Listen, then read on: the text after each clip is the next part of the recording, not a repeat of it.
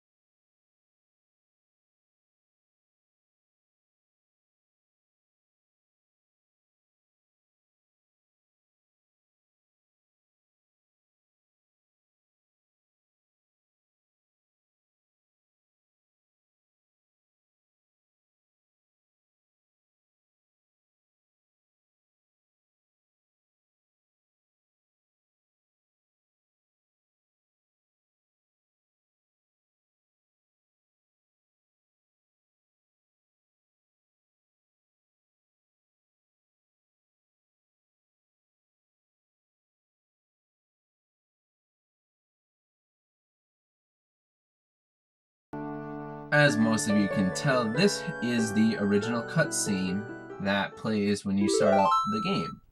But if you go into the settings and then back out, you will get this cutscene.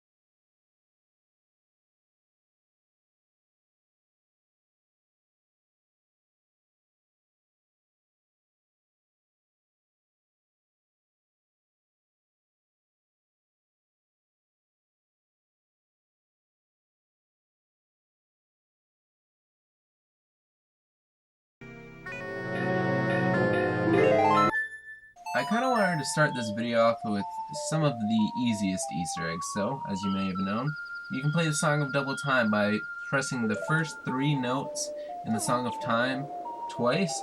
You can skip ahead in time, which a lot of people didn't actually know about, and that was kind of crazy. But yeah, you can skip time in this game.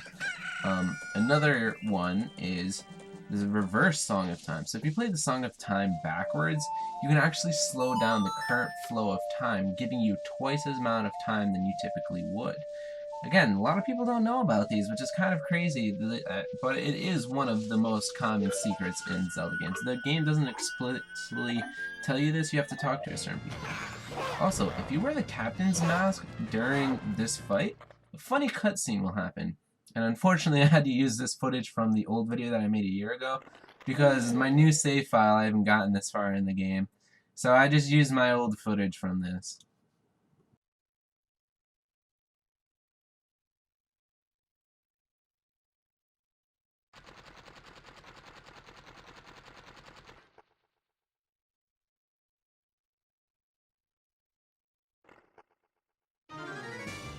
The next category we'll be taking a look at is easy money!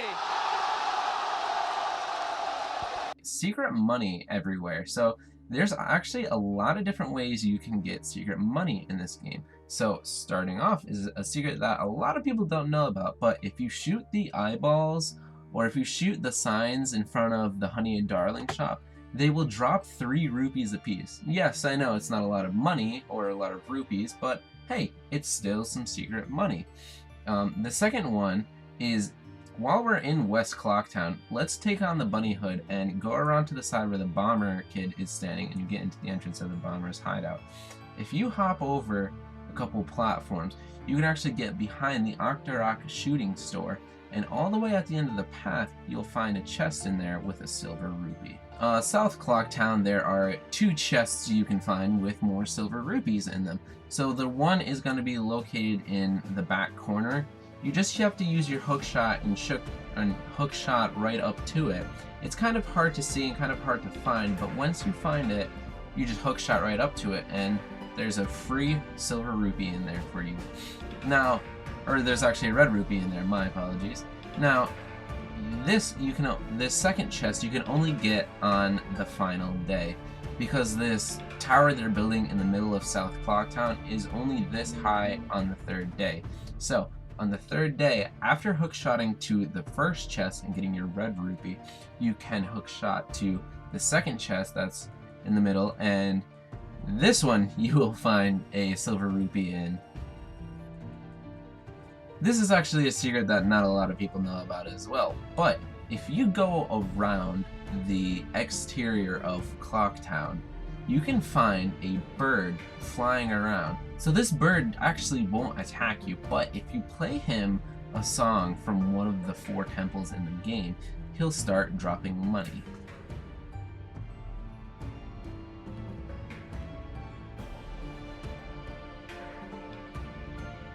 Now this is actually a pretty obvious way to make a little bit of money, but near the Snow Peak entrance, the entrance from Termina, on one of the side of the walls is a bunch of random notes for like a song. So if you actually play the song, a little bit of money will pop out of the Skull Kid painting. And also, if you're a Goron and you jump over some of the jumps that are around Termina, you will get a little bit of, you'll be rewarded with each jump that you've done. If you just walk into the water fountains near the Great Bay entrance, you'll get 5 rupees each.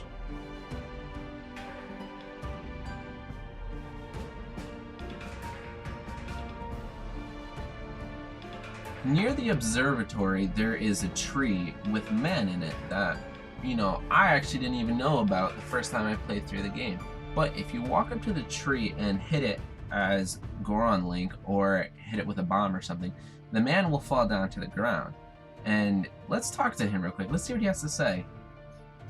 So was trying to get these rupees in that tree, but we're just going to be that asshole and we're going to steal them from him.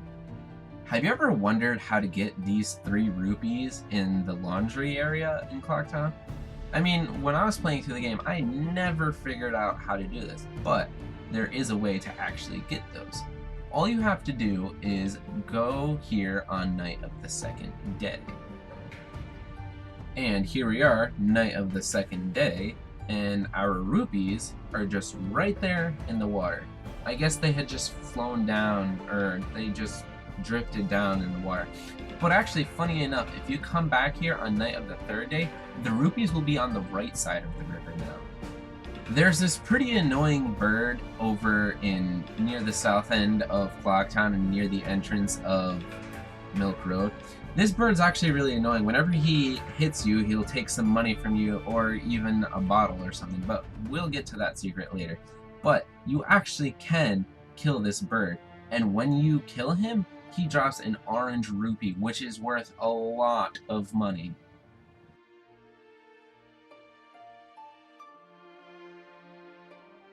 And for the final method of finding a little bit of extra cash is if you actually go to the graveyard, you can shoot the lanterns and they will drop 3 rupees a piece, kind of like the Honey and Darling secret as well.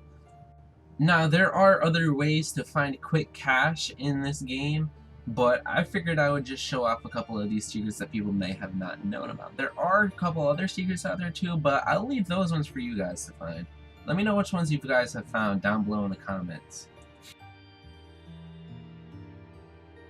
So now I'm going to be showing you guys more actual secrets and nothing to do with money or extra cutscenes. But if you play the Song of Storms near a gossip stone, a fairy will actually come out. So that's pretty useful when you're low on health and you're about to enter a dungeon and there's a gossip stone nearby.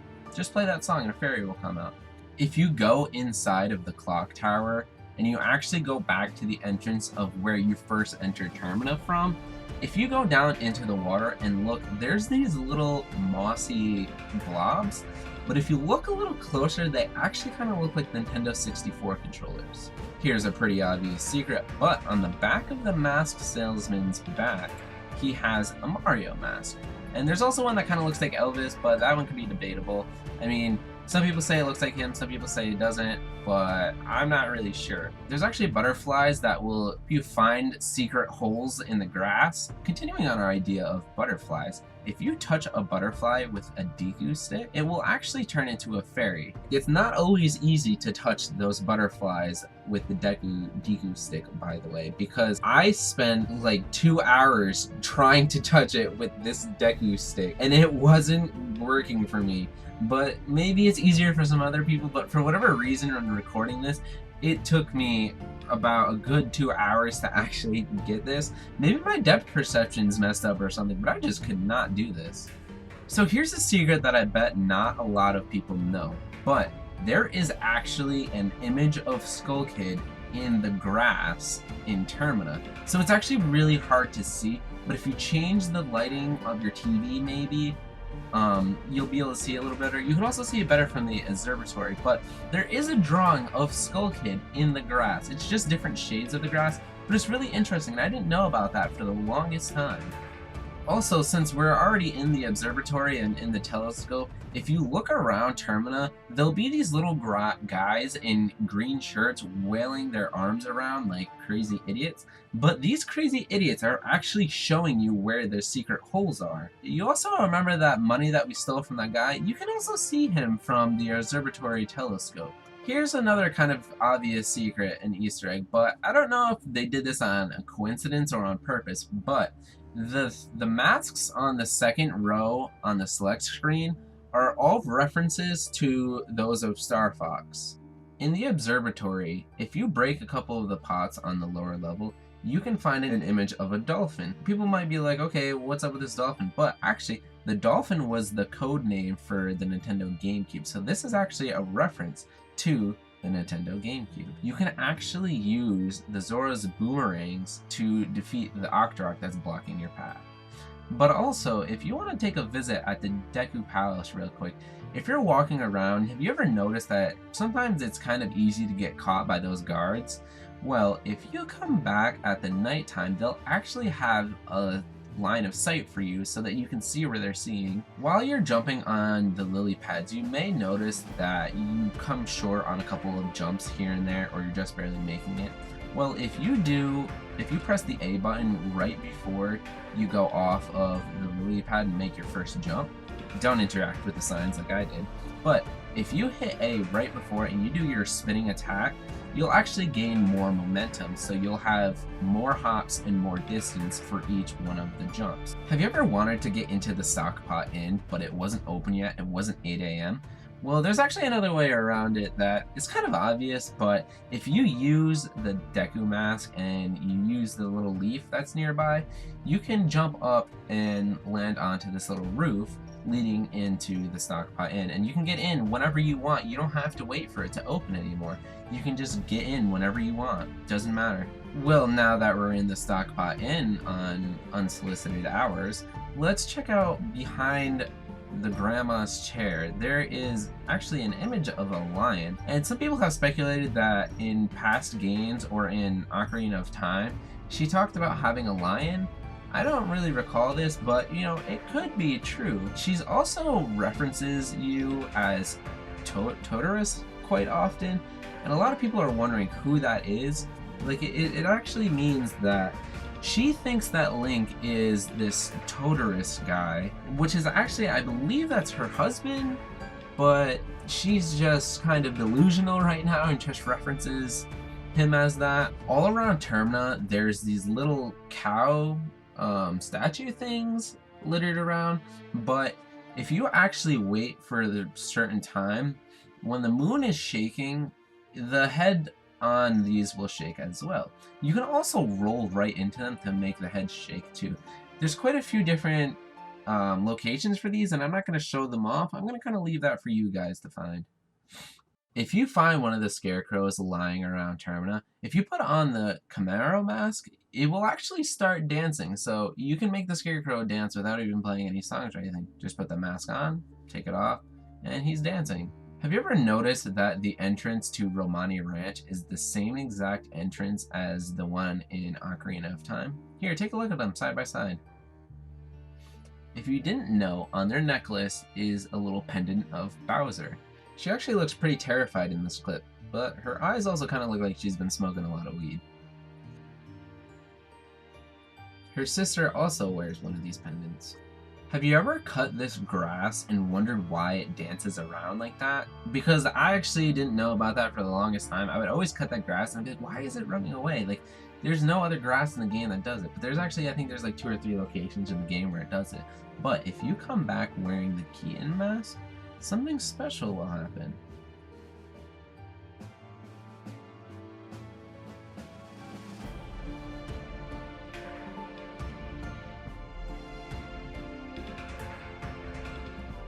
Just like in most of the other Zelda games, you can play with the gossip stones. As before, we've noticed that you can play the Song of Storm to get a fairy. You can also blow them up and they'll turn into a rocket.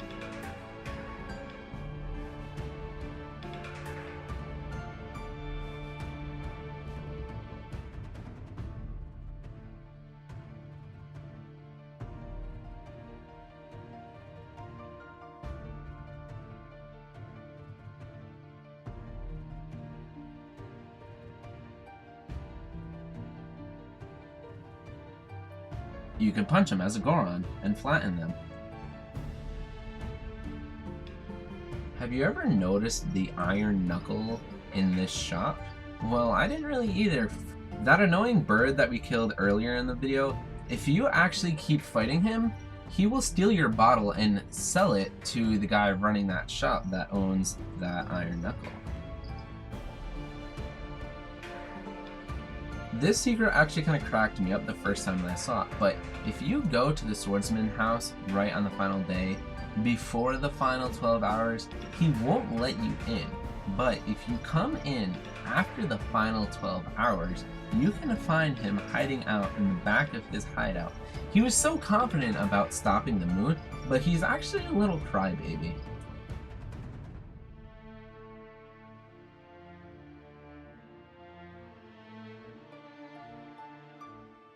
As a Goron, you can ground pound these Tektites, and you can actually flip them over.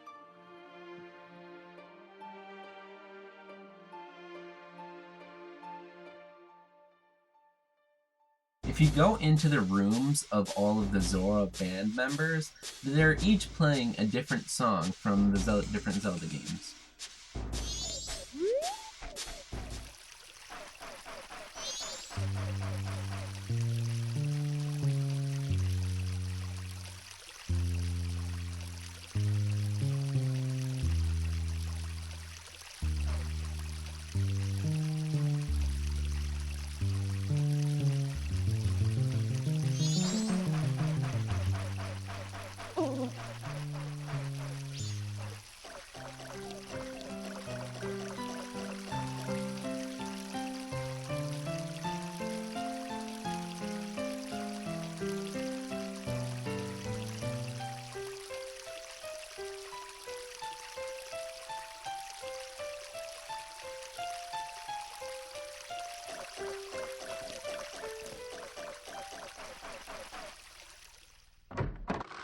If you go and visit the Gorman Bros and actually wear the mask, it'll change their facial expression.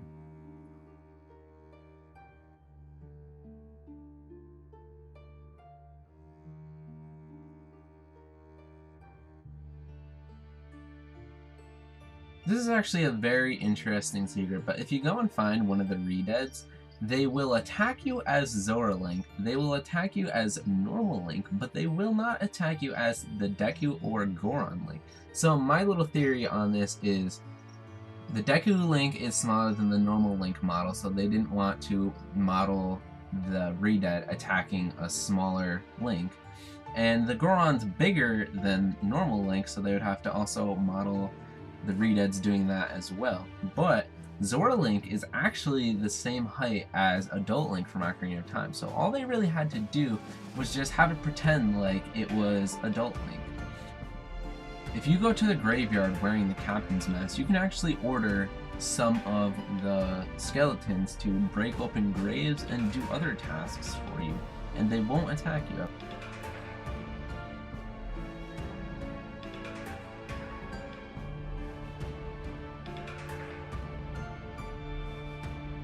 If you follow the river all the way in Ikana Canyon, all the way to the end, it will actually lead you out to Southern Swamp.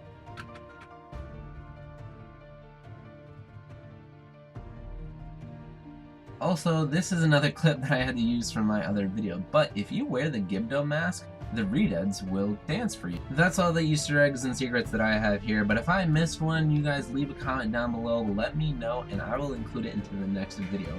But I hope I've surprised quite a few of you. Maybe the Zelda experts, hopefully I've at least found 1 or 2 secrets that you guys didn't already know about.